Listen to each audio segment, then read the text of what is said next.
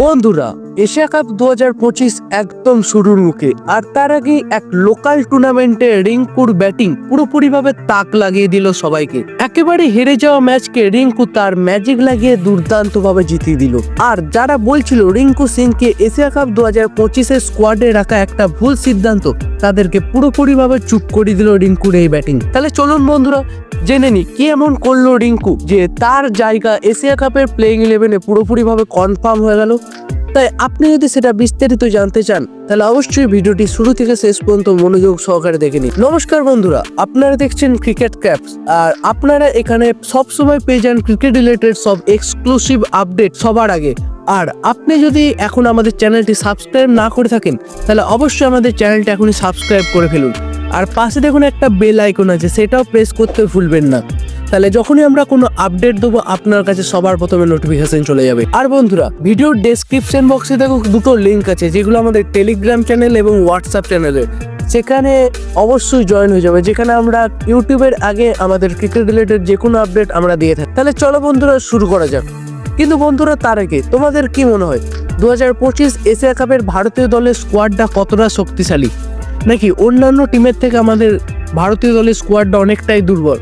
তোমাদের কি মত এ বিষয়ে অবশ্যই কমেন্টে লিখে জানাতে ভুলো না। বন্ধুরা, উত্তরপ্রদেশ টি-20 লিগের মঞ্চে দুর্দান্ত পারফরমেন্স করলেন এবং একটা সেরা ইনিংস খেলে দেখালেন রিঙ্কু সিং। কাশী রুদ্রের বিরুদ্ধে নেতৃত্ব দিচ্ছিলেন এই রিঙ্কু। তিনি রান তাড়া করতে নেমেন 136 রানের লক্ষ্য দিয়েছিল এই কাশী রুদ্র, কিন্তু সেই লক্ষ্য তাড়া করতে নেমেই পাওয়ার প্লের মধ্যেই রিঙ্কুর টিমের পড়ে যায় তিনটে উইকেট। তখনই এগিয়ে আসেন তিনি। প্রথমে তিনি ধীরে ধীরে ব্যাটিং শুরু করেন। প্রথম 20 বলে তার রান ছিল মাত্র 7, কিন্তু তারপর একের পর এক 4 ছক্কার ঝড় তুলে দেন তিনি। বন্ধুরা ভেবে দেখুন তো একবার, শেষ ওভারে 19 রান দরকার, আর রিঙ্কু 3টে ছক্কার একটা 4 মেরে দুর্দান্তভাবে ম্যাচটাকে শেষ করে দিলেন এবং তিনি অপরাজিত থাকলেন 48 বলে 78 রানের একটা ইনিংসে। সঙ্গে ছিল 6টা 4 এবং 6টা ছক্কা।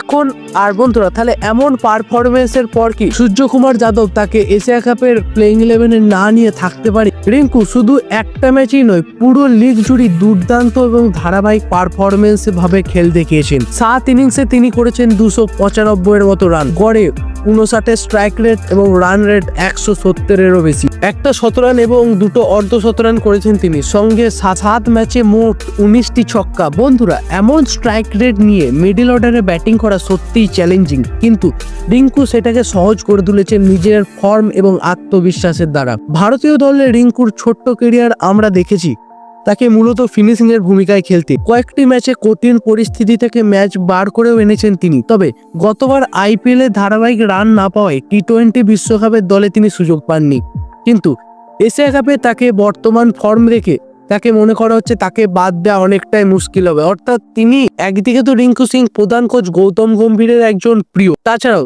এই যে দুর্দান্ত পারফরমেন্স করছে, এরপরে সূর্যকুমার যাদবও তাকে প্লেইং 11-এ না রেখে বাদ দিতে পারবে না। তাহলে বন্ধুরা, আপনাদের কি মনে হয় এই ফর্মে রিঙ্কু কি ভারতের এশিয়া কাপের প্রথম একাদশে সুযোগ পাওয়ার যোগ্য, নাকি তাকে আরো কিছু ম্যাচে প্রমাণ করতে হবে নিজেকে? কমেন্টে লিখে জানান আপনার মতবাদ। আর বন্ধুরা, আপনারা একটা বিষয় খেয়াল করেছেন কি, রিঙ্কু সিং এর ব্যাটিং এর যে ধৈর্য আর ম্যাচ ফিনিশ করার যে একটা ক্ষমতা দেখা যাচ্ছে, সেটা আজকের প্রজন্মের ব্যাটারদের মধ্যে কিন্তু খুব কমই পাওয়া যায়। এমন একজন ফিনিশার থাকলে ভারতের মিডল অর্ডার একদম অন্যরকম একটা শক্তির জায়গায় পৌঁছে যাবে।